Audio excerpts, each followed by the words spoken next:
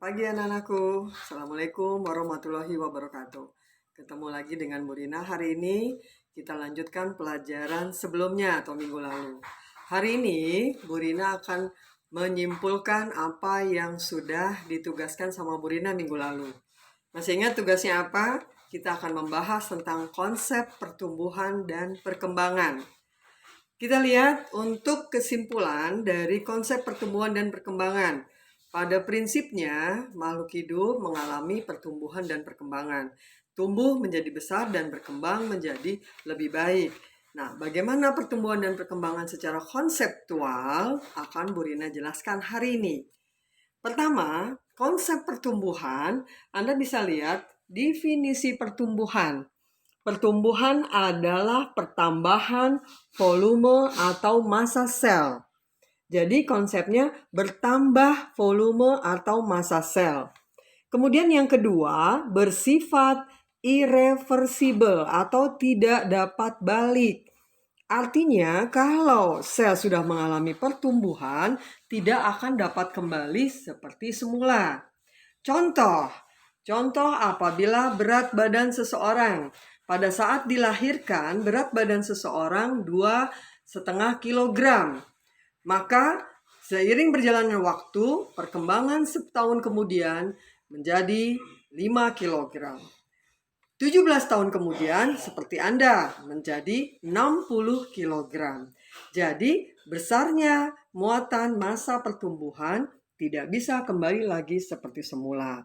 Jadi konsep irreversible tidak memungkinkan seseorang yang sudah 60 kilo ternyata menyusut menjadi 5 kilo. Tidak mungkin.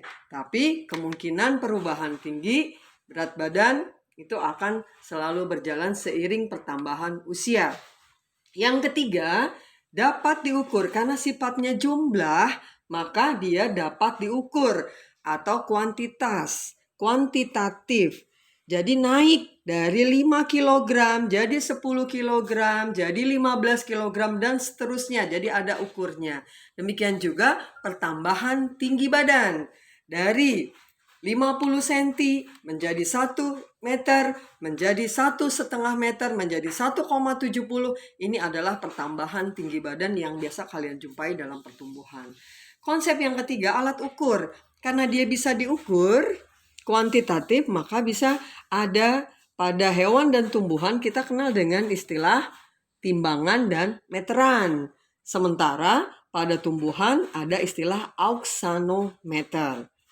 Contoh dari kais pertumbuhan adalah pertambahan tinggi badan, pertambahan berat badan. Kalau kita lihat di kurva, Anda bisa lihat kurva pertumbuhan selalu naik kemudian datar. Disinilah masa-masa pertumbuhan emas yang akhirnya tumbuh dan berkembang. Selanjutnya, konsep yang kedua.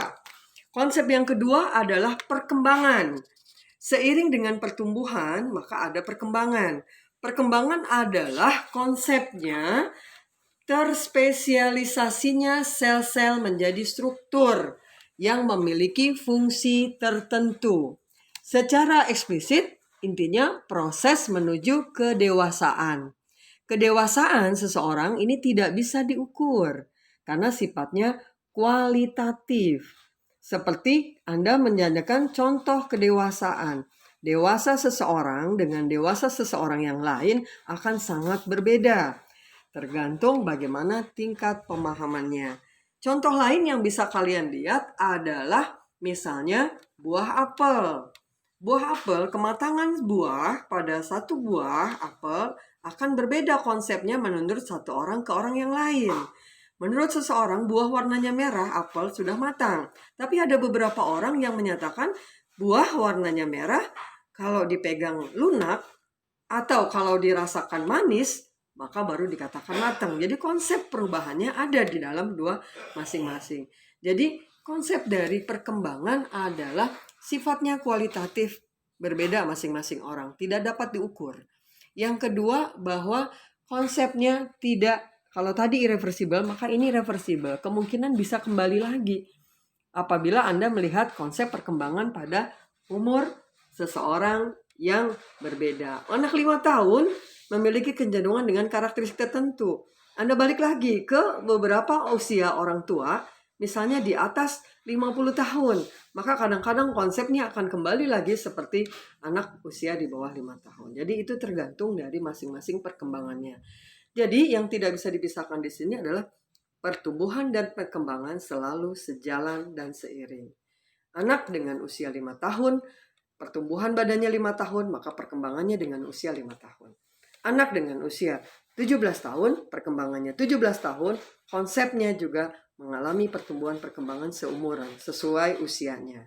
Adapun hal yang lain, nanti akan kita pelajari pada konsep berikutnya, yaitu tentang faktor-faktor yang mempengaruhi pertumbuhan.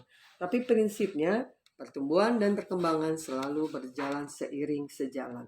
Tidak bisa pertumbuhan duluan atau perkembangan duluan. Jadi konsepnya harus sejajar, seiring, dan sejalan. Itu saja yang bisa Bu Rina jelaskan di konsep pertumbuhan perkembangan. Mudah-mudahan bisa dipahami.